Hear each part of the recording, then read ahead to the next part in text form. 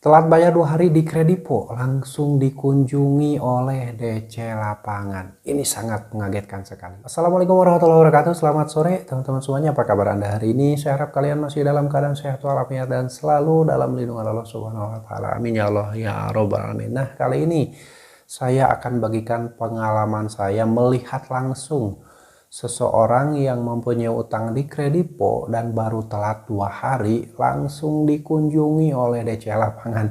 Ini luar biasa sekali, baru telat 2 hari saja DC Lapangan Kredipo langsung datang mengunjungi rumahnya, bertanya pada orang-orang sekitar rumahnya, dan ini betul-betul sangat mengagetkan sekali. Padahal yang beredar di luaran sana katanya DC Kredipo akan datang setelah telat bayar 1 bulan, 2 bulan, atau 3 bulan. Ternyata faktanya ada yang baru telat 2 hari saja sudah dikunjungi oleh bill collector dari Kredipo tersebut. Tapi sebelum saya bahas lebih lanjut, saya ucapkan terima kasih banyak buat teman-teman yang sampai saat ini masih selalu setia mendukung channel ini, selalu setia mengikuti video-video yang saya publikasikan setiap harinya. Dan saya ucapkan terima kasih banyak buat kawan-kawan semuanya yang saat ini masih setia, masih mendukung semua video-video yang saya publikasikan tersebut. Saya doakan kalian mendapatkan balasan yang terbaik dari Allah Subhanahu wa taala. Semoga Allah memberikan kemudahan pada kalian, semoga Allah memberikan kemudahan rezeki, kemudahan segala sesuatunya pada kalian ya.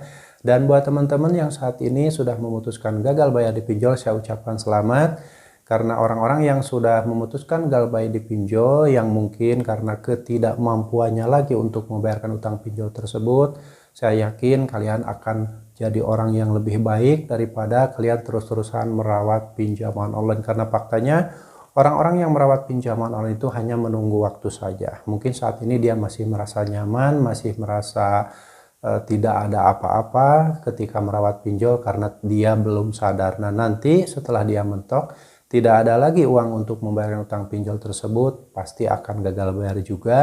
Dan saat gagal bayar tersebut dia akan menyesal karena mungkin bisa saja semua yang dia miliki itu sudah habis tergerus oleh pinjaman online karena selalu mempertahankan skor kredit agar tetap bagus, data-data agar tidak di blacklist, dan selalu mempertahankan agar limit di pinjol tersebut selalu naik dan selalu bertambah. Padahal seiring berjalan waktu, saat limit pinjaman yang muncul di aplikasi pinjol semakin naik, maka semakin banyak pula uang yang disetorkan ke pinjaman online. Jadi berhati-hati buat teman-teman yang saat ini masih rajin merawat pinjol, karena faktanya orang yang merawat pinjol tersebut sama dengan merawat kesengsaraan. Setiap hari hidupnya tidak akan tenang, setiap hari selalu terpikirkan bagaimana caranya nyari uang untuk membayar utang pinjol tersebut karena gak mau di blacklist, karena berpikir masih membutuhkan dana, dan akhirnya endingnya dia gagal bayar juga. Oke, kembali ke pembahasan tentang DC Lapangan Kredipo. Baru telat 2 hari langsung datang mengunjungi nasabah. Ini luar biasa, di luar prediksi, di luar dugaan. Karena banyak pemberitaan di luar sana yang menyampaikan bahwa saya pernah didatangi DC Kredipo setelah telat bayar 1 bulan. Ada yang telat bayar 2 bulan, 3 bulan, dan seterusnya. Tapi ini baru telat bayar 2 hari saja, DC Lapangan Kredipo sudah langsung datang. Dan kenapa DC tersebut tiba-tiba datang baru telat bayar 2 hari? Nah, ini menurut informasi yang saya pernah dapat, ketika saya melihat langsung DC Kredipo tersebut datang mengunjungi nasabah. Nah, dia seorang laki-laki yang usianya masih sekitar usia 20 tahunan lah, antara 20 sampai 25 tahun. Nah, DC Kredipo tersebut datang menggunakan kendaraan roda 2 dan dia datang sendirian mengunjungi nasabah tersebut. Dan ketika saya coba tanya dan saya gali informasi, kenapa baru telat 2 hari DC Kredipo tersebut langsung datang? Ternyata nasabah tersebut baru melakukan cicilan yang kedua. Nah, cicilan pertama sudah dibayarkan dan cicilan kedua belum dibayarkan, sehingga baru telat 2 hari saja DC Lapangan Kredipo tersebut sudah datang, dan katanya nilai nominal utangnya hampir mencapai 20 juta rupiah. Dan ternyata orang-orang yang menjadi nasabah Kredipo yang dikunjungi oleh DC Lapangan tersebut adalah orang-orang yang kredit barang. Ya, kebanyakan atau mayoritas informasi saya yang masuk ke saya itu orang-orang yang kredit barang, seperti kredit elektronik atau kredit barang-barang yang lainnya ya. Jadi bukan orang yang meminjam uang secara tunai di Kredipes. Itu saya belum mendapatkan informasi tentang orang yang meminjam uang secara tunai di Kredipes lalu dikunjungi DC Lapangan. Tapi ini yang dikunjungi itu adalah orang yang kredit barang elektronik di Kredipo dengan nilai nominal utang hampir 20 juta rupiah, sehingga baru cicilan kedua saja saat telat bayar 2 hari langsung dikunjungi DC Lapangan. Dan kebetulan lokasi dari nasabah tersebut ternyata tidak jauh dari kantor cabang Kredipo.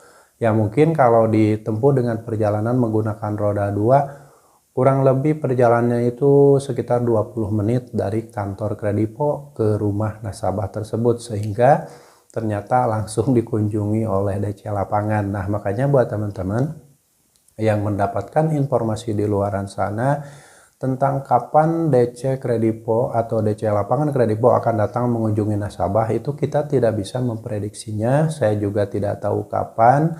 Dan itu hanyalah kebijakan dari perusahaan Kredipo untuk menugaskan DC Lapangannya mengunjungi nasabah. Ya salah satunya ya udah yang tadi jaraknya tidak jauh dari kantor Kredipo, lalu dia kredit barang elektronik dengan nilai nominal yang cukup besar yaitu hampir 20 juta rupiah.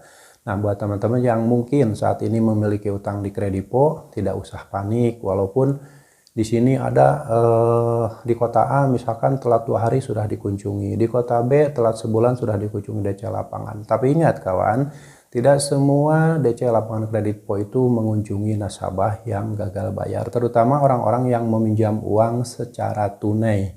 Ya, misalkan kalian meminjam uang secara tunai di Kredipes dengan nilai nominal utang kalian itu hanya 1 juta rupiah, itu mungkin tidak akan dikunjungi oleh DC Lapangan Kredipo, apalagi jarak rumah kalian yang sangat jauh, bisa berkilo-kilo, berpuluh-puluh kilometer dari kantor Kredipo, itu kemungkinan tidak dikunjungi. Tapi ini jangan dijadikan patokan karena tidak semua nasabah Kredipo itu dikunjungi. Jadi sifatnya tergantung dari lokasi DC Lapangan Kredipo tersebut. Kalau memang kebetulan dia menagih ke suatu daerah dan di tempat tersebut ada beberapa orang yang telat bayar di Kredipo, itu bisa saja dikunjungi secara bergiliran ya. Tapi hal ini tidak usah dibuat kepanikan karena DC Lapangan Kredipo waktu saya melihat langsung, dia itu orangnya biasa-biasa saja, hanya menanyakan dan dia berkeliling ke orang-orang yang ada di sekitar rumah nasabah bertanya apakah benar orang tersebut rumahnya di sini, apakah orangnya ada atau tidak. Hanya bertanya seperti itu. Dan dia tidak menceritakan, wah orang ini punya utang harus bayar. Tidak seperti itu. Dia hanya menanyakan informasi tentang keberadaan nasabahnya tersebut. Sampai dia bolak-balik kata orang, dia berada di sana, langsung dikejar. Dia berada di sini, langsung dikejar. Hanya seperti itu. Karena mungkin dia kan dikejar target, harus ada laporan ke kantornya tentang kunjungan dia ke rumah nasabah tersebut. Ya. Yang pasti apapun yang terjadi ketika kalian memang sudah menyatakan tidak mampu bayar utang di Kredipo, tidak usah dibuat kepanikan. DC Lapangan Kredipo mau datang atau tidak itu bukanlah masalah. Itu biasa saja karena DC Lapangan adalah tugasnya memang menagih. Dia ditugaskan oleh perusahaannya untuk mengunjungi nasabahnya, dan kalau memang kalian sudah tidak mampu bayar, sampaikan saja. Jika kalian kebetulan bertemu dan lagi ada di rumah dan DC Lapangan Kredipo tersebut datang ke rumah, sampaikan bahwa kalian sudah tidak sanggup lagi membayar utang tersebut ya. Tidak usah dibuat drama-drama yang bikin takut sendiri ya. Takut DC Lapangan ngamuk, takut mempermalukan, takut teriak-teriak ke tetangga. Bodo amat jika memang seperti itu. Kalau ada DC Lapangan Kredipo yang teriak-teriak seperti itu, tidak usah direspon, tidak usah digubris. Kalian coba rekam saja, kumpulkan bukti-buktinya, pelanggaran-pelanggaran yang dilakukan oleh DC Lapangan Kredipo tersebut, lalu kalian simpan. Itu bisa dijadikan bukti agar kalian bisa mendapatkan keringanan, atau bahkan mungkin karena cara-cara penagihan dari DC Kredipo tersebut kasar luar biasa, itu membuat utang kalian jadi dilunaskan ya. Tidak usah panik lagi, apapun yang terjadi hadapi saja. Mau didatangi atau tidak datangi DC Lapangan itu bukanlah masalah. Dibuat simpel saja, dibuat mudah saja. Karena faktanya orang-orang yang gagal di pinjol manapun, mau utangnya puluhan juta atau ratusan juta, tidak ada masalah. Mereka masih baik-baik saja, mereka masih bisa hidup. Asal yang terpenting yang harus kalian lawan adalah isi pikiran kalian. ketakutan yang ada di pikiran kalian itu harus dihilangkan. Tidak usah berpikir yang aneh-aneh, yang negatif, yang belum tentu terjadi, yang mana itu akan menghancurkan diri kalian sendiri. Oke ya teman-teman, itu adalah sharing tentang pengalaman salah satu orang nasabah Kredipo yang telat bayar 2 hari sudah langsung dikunjungi oleh DC Lapangan, yaitu dia kredit barang elektronik dengan jumlah utang hampir 20 juta rupiah dan telat bayar 2 hari langsung dikunjungi oleh DC Lapangan karena lokasi rumahnya tidak terlalu jauh dari kantor cabang Kredipo tersebut. Oke, dan buat teman-teman yang saat ini mempunyai permasalahan utang piutang baik itu di Kredipo ataupun di penjual yang lain, saya doakan kalian segera diberi kemudahan rezeki oleh Allah Subhanahu wa Ta'ala. Semoga kalian diberi kesehatan lahir batin dan bisa tetap bangkit. Tidak usah terlalu larut dalam permasalahan kalian. Yang harus kalian lakukan adalah bangkit dari keterpurukan, perbaiki atau ekonomi kalian, perbaiki hidup kalian, perbaiki masa depan kalian. Insya Allah,